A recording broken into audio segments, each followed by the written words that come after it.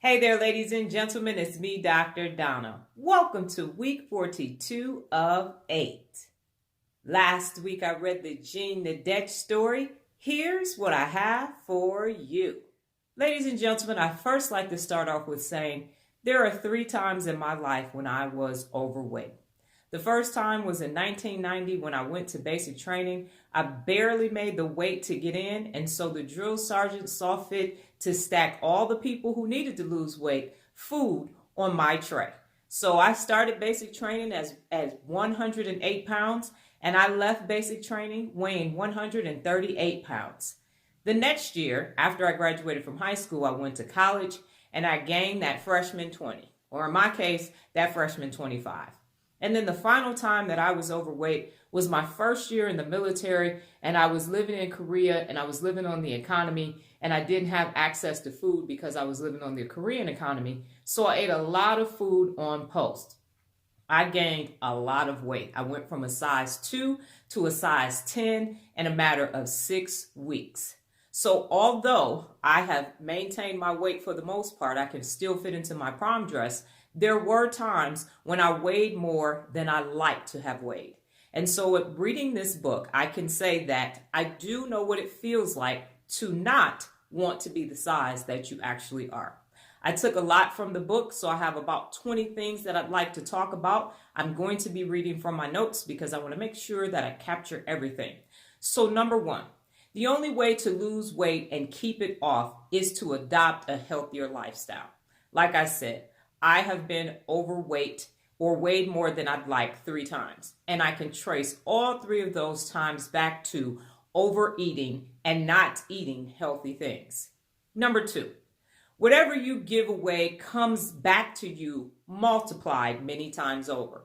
That means if you put a lot of negative energy out there, guess what you're going to get in return? You're going to get a bunch of negative energy. If you put positive energy out there, if you put healthy thoughts out there, you're going to get that back in return.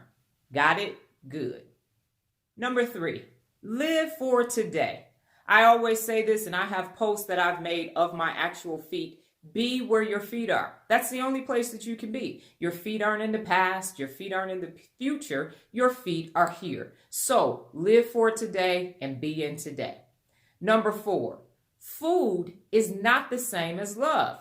There is a saying that says, eat to live and not live to eat. So if you find yourself having a love affair with food, that's not really love. And you need to actually have love so that you can eat healthy.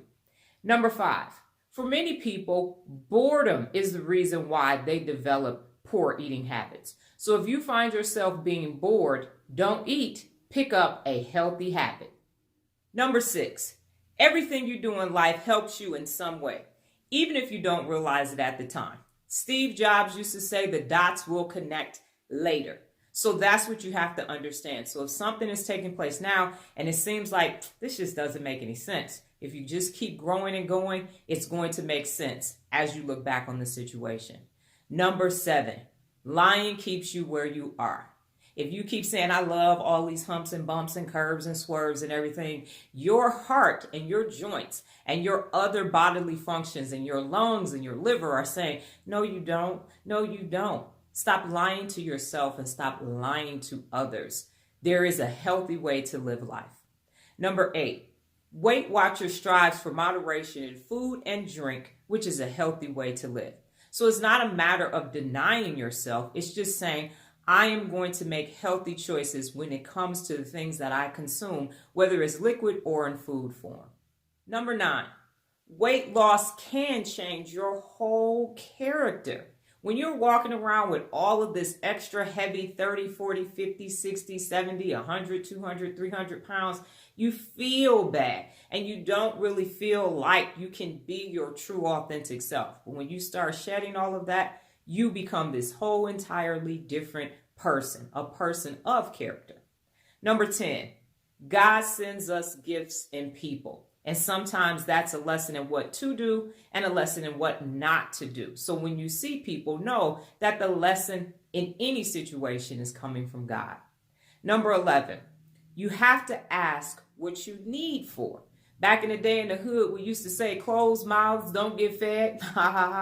But in this instance, you actually have to ask for what you need. So if you need help with overeating, if you need help with eating healthily, you have to ask for that help first.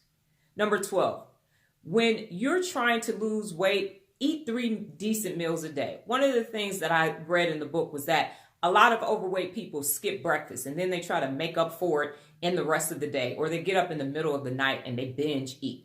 If you eat 3 meals a day, you can plan better. So if you already have food on your stomach, when you plan the next meal, you're not planning it from a place of hunger or desire, but from a place of, I want to eat my next healthy meal. Number 13, empathy is vital when you work with people. I've worked with people my entire adult life, and you have to have empathy, which is one of the reasons why I read this book. I came into contact with a young lady who needed to lose weight. I told her about Overeaters Anonymous, and then I was in Savers and I saw the Jean Nidetch book and I thought it was apropos. Let me go ahead and read this book so I can truly understand the difference between being slightly overweight and then needing to lose a lot of weight and what happens to a person who is obese. And now I have an empathetic perspective, even more so having read this book. Number 14, just weigh yourself once a week. Don't weigh yourself in the morning and in the afternoon and think, oh my God, I gained 2 pounds. And no, just once a week is what is recommended in the book. Number 15, get interested in yourself, because when you become something interesting, then you stop being interested in food. You stop being interested in consuming and pushing the pain down or whatever is causing you to overeat. And you have a reason to get up in the morning. Number 16, don't let anybody tell you you can't. I always say that. If someone is telling you you can't, they're a loser and you got to lose them. Why would you stick around with somebody that's stopping your own growth or your ability to overcome something that's actually causing you harm and pain? Number 17, don't include plans for failure when you're setting goals. Don't say, well, if I don't lose weight, I'm going to just keep my clothes instead. I'm going to keep all 15 sizes in my closet. Or I'm just make sure that I keep 1 pair of pants just to remind myself, and just in case I have to be able to fit back in it. No. Start with the goal. I'm going to lose weight. I'm going to be this size, and I'm going to maintain this size for the rest of my life. Number 18, just be yourself. Real leadership is all about being the real you, whomever that is, flaws, warts, and all.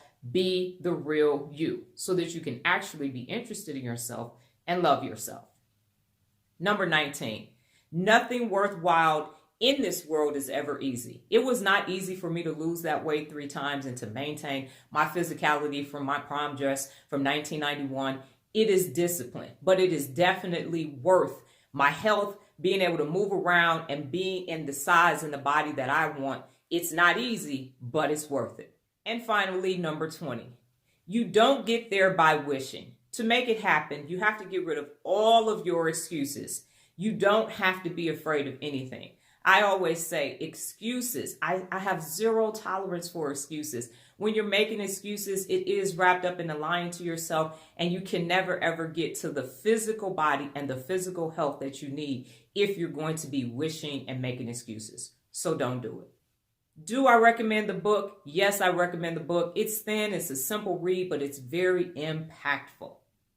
Last week's discipline, my neighborhood had a lot going on. I mean, there was the PGA Tour, there was events at office places, and they spent 6 weeks planning for this 4-day event. And there were trucks moving and noise, and there's noise today. I don't know if you can hear it in the background, but there's just been a lot going on over the last couple of weeks. And I like to film in silence because I don't want distractions, but it has been a challenge. And so some videos that I made this week had noise, beep, beep, beep, in the background, or at least it felt like it did. And I really didn't like that, but I had to get the message out and I had to record this video as well. So the noise had to be the noise, but you still needed this information. This week's book, Napoleon Hill's A Year of Growing Rich. Well, that's my time, ladies and gentlemen. But before I get out of here, just remember the power of 8. Being disciplined and patient makes life great. Adios.